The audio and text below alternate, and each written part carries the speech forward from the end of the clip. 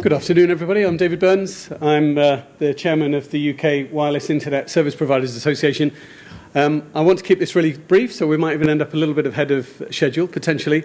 We all love Wi-Fi, don't we, and wireless and all that sort of stuff. I actually had a slight problem with my Wi-Fi at home the other week, and it was off for 5 minutes while I was rebooting all my access points and router and all the rest of it. And I realised my teenage daughter's growing up quite nicely. It was good to have a conversation with her. It's quite a bizarre thing.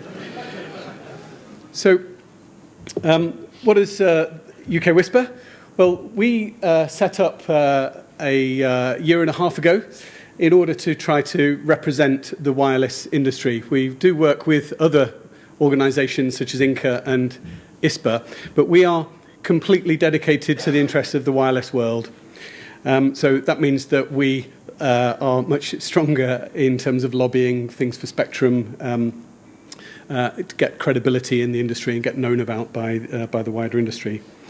We have about 40 members or so at the moment. We meet quite regularly, and we are in the process with Ofcom to map our coverage across our membership. We think that it's a couple of million premises passed by existing wireless operators, but we think that that number might increase a little bit, so it'll be quite interesting to watch that over the next couple of months.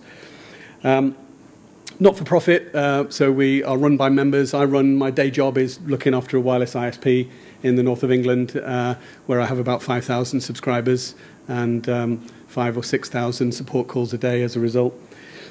We meet every 3 months, and it's a great chance for members to get to know each other, share best practice, try and help influence what goes on in the world, so that when I spend time in Westminster talking to ministers, Ofcom, regulators and so on, that we're talking on behalf of the industry and representing what people want.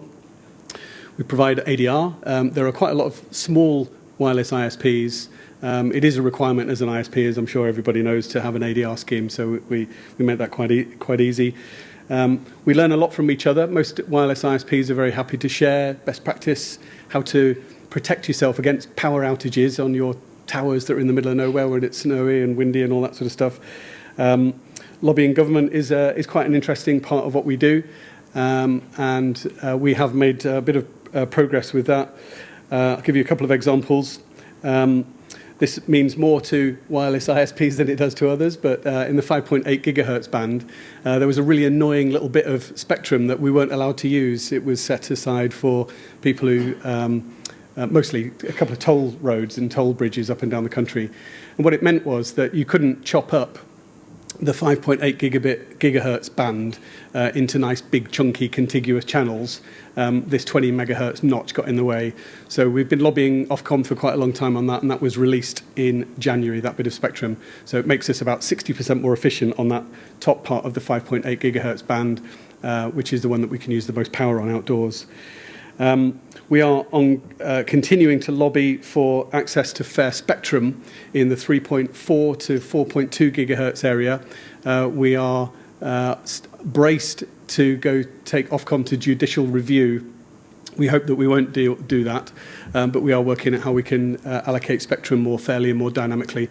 When it goes to 5G, some of that spectrum will be occupied by mobile operators, but they only really have an interest in urban areas, and it's quite a useful chunk of spectrum in the rural space. We expect to see V-band, which is the 60 gigahertz band, being opened up to point to multi-point. That's quite an interesting one. There's one vendor at the moment that's quite well known, Ciclu. They've got a product that's not available in this country because of this restriction. What it allows you to do is stick up an access point with 1.7 gigabits of capacity and share that between 6 subscribers quite inexpensively. So gigabit to the home, gigabit to the business park, that kind of stuff is quite neat. We've been influential with the gigabit voucher scheme. So at the moment it's a pilot scheme in the UK, available in a few areas, to get grants of £3,000 to connect small to medium enterprises to gigabit capable services. And we help to steer some of that, so we're on the steering group for that.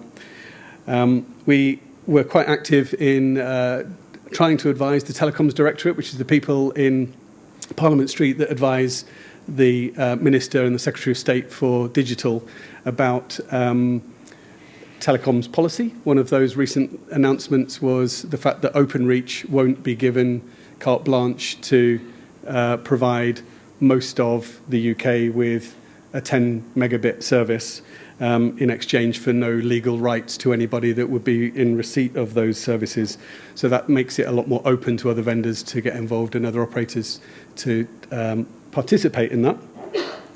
And at the moment, we've recently been involved in helping Lord Gardiner, who's the Secretary of State for Rural Affairs, alongside Matt Hancock, who's the Secretary of State for Culture, Media and Sport, to get an agreement with all of the churches in the Church of England, which will allow access to their buildings, their land. They own a lot more than just churches, and to help get much better connectivity wherever they have a presence. And also as a recent achievement, Ofcom publishes a State of the Nations report every year that says who is doing what in terms of coverage in the UK. For the first time, wireless ISPs are now a main feature within that, and that came out in December of 2017. So we're starting to get a bit of a voice. We're starting to get known about in the industry. If anybody is interested in becoming a WISP or has wireless as part of their portfolio, you'd be very welcome to come on board. If the wireless part of your business is very small or very new, it only costs £100. If you are a vendor, it costs a little bit more if you want to get access to the wireless ISP market. That's it. That's me in a nutshell. I can tell you some more jokes if you want. Otherwise, I'm very open to questions. Great. That means I'm going to have to tell you another joke. Do I have time for another joke? So this is my communications joke. Two monkeys decide to have a bath. The first monkey gets into the bath and he says to the second monkey, "Ooh, ooh, ooh, ha, ha, ha, ooh, ooh, ooh." And the second monkey says, "We're putting some cold." I'm sorry, the rest are worse, so please ask me a question or tell me to shut up. Any questions? Okay, thank you very much indeed for your attention. Thank you, David.